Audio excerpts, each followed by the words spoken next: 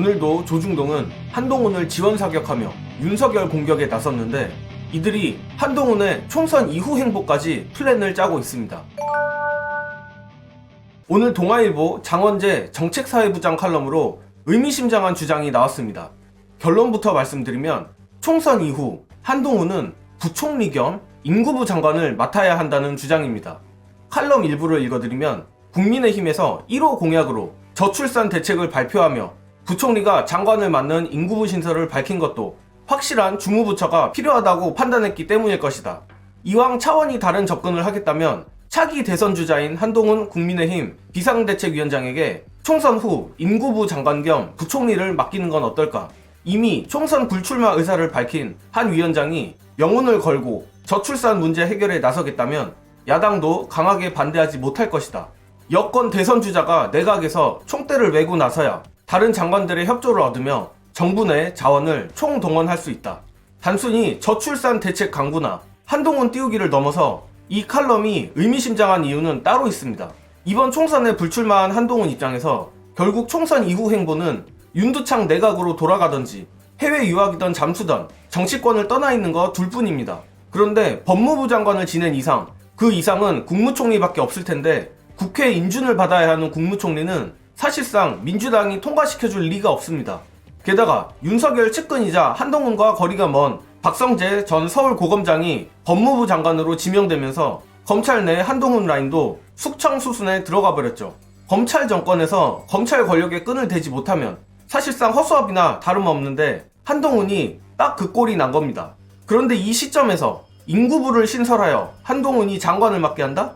조중동이 다음 대선까지 한동훈이 계속 셀카 찍고 돌아다닐 수 있게 하고 인구부 장관을 하며 숨만 쉬어도 빨아주는 기사를 쏟아내 꽃길을 깔아주려는 아주 역겨운 플랜을 준비 중인 것 같습니다.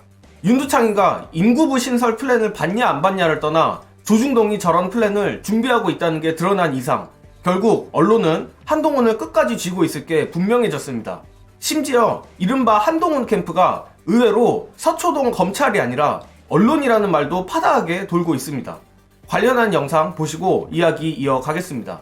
한동훈은 비대위원장 50% 하지 않았대요. 50% 하지 않았고 한동훈 노동부 장관을 이야기 들어보신 적 있어요? 예. 한동훈은 또 무슨 이야기를 했냐? 이민청 이야기를 했어요. 한동훈은 자기가 윤석열과는 달리 머리도 잘 돌아가고 정책 이해도가 있다고 생각하는 거야. 그래서 정책 성과를 내서 나는 인정받겠다. 법무부는 출입국 관리하는 데지 이민청은 외교부 송환이에요. 근데 한동훈이 하겠다고 한 거야. 성과 내겠다고. 그런 식으로 짜고 있는데 윤석열이 불러서 김건희 특검이 있으니까 뭐해? 이렇게 해서 온 거예요. 왔는데 처음에는 한동훈은 아이씨 뭐 이렇게 왔겠죠. 와서 의원들하고 이야기를 좀 해보는데 이야 의원들이 전부 다 실제로는 반윤인 거야. 윤석열을 정말 증오하는 거야. 한동훈이 셀카 찍으면서 꿈을 꾼 게 아니라 의원들을 만나보니까 이 정권은 오래 못 갔겠구나라고 판단했을 것이다라고 하는 게 우리의 뇌피셜이에요. 그렇죠. 우리는 그렇게 이제 예. 추정을 하는 거죠. 한동훈 입장에서 보면은 내가 여기 와서 칼질을 해서 저 사람들과 적될 필요가 있을까? 이런 생각도 할 거 아닙니까? 그죠? 머릿속에 별별 생각이 다 드는 거야. 이때 만들어진 방송계에서 만들어진 그 팀에서 기획안이 올라오는 거예요. 윤석열과의 차별화. 뭐 몇 개 하면은 언론에서 도와줄 겁니다. 딱딱 메시지 하나 내자마자 언론에서 바로 막 와 그렇게 되니까 이제는 가슴에 대망이 불타오르지. 개인적 생각으론 잠재적 불씨인 한동훈을 윤석열이 어떤 식으로든 정리하지 않을까 희망 섞인 추측을 하긴 하는데 끝까지 방심하지 말고 저들이 어떤 공작을 펼치는지 주의해야 할 것입니다. 그리고 어제 이재명 대표에 이어 국민의힘 배현진 의원도 안타까운 사고가 있었습니다. 연달아 이런 일들이 터지는 걸 보면 대한민국이 정말 험악해지고 있다는 생각이 듭니다. 배현진 의원의 빠른 쾌유를 바라면서도 같은 사건을 두고 너무나 다른 경찰의 대응에 대해 말을 안 할 수가 없습니다. 관련 영상 보시고 이어가겠습니다. 저 상황을 보면 범인을 곧장 체포했고 영상이 확보됐고 그런데 그 현장을 경찰이 어떻게 했습니까? 폴리스 라인을 쳤습니다. 우리가 원래 흔히 알고 있는 모습이죠. 예, 과학수사대에 갔습니다. 거기 혈은 채취했어요. 당연한 거 아닙니까? 영상이 있다는 것, 현장에서 체포됐다는 것, 그리고 목격자가 있었다는 것, 다 이재명 대표하고 다를 바가 없잖아요. 저기 경찰이 등장해가지고 폴리스 라인 치지 않고 과학수사대 등장하기 전에 물청소부터 합니까? 말이 안 되잖아요, 그냥. 근데 이재명 대표 현장은 이재명 대표가 병원에 도착하지도 않았는데 경찰이 직접 물청소했잖아요. 네. 이재명 대표가 누워있을 때 이미 물청소부터 하라는 판단을 누가 합니까? 다 지워버리잖아요. 저게 이상하지 않다는 거예요, 저게? 저게 적절했다고 하는 거 아닙니까? 문제가 없었다고 주장하고 있죠, 경찰은. 야, 김어준 총수 말대로 이번 배현진 의원 피습 사건과 비교해보면 여전히 이재명 대표 피습 사건에 대한 경찰의 대응은 이상해도 너무 이상합니다.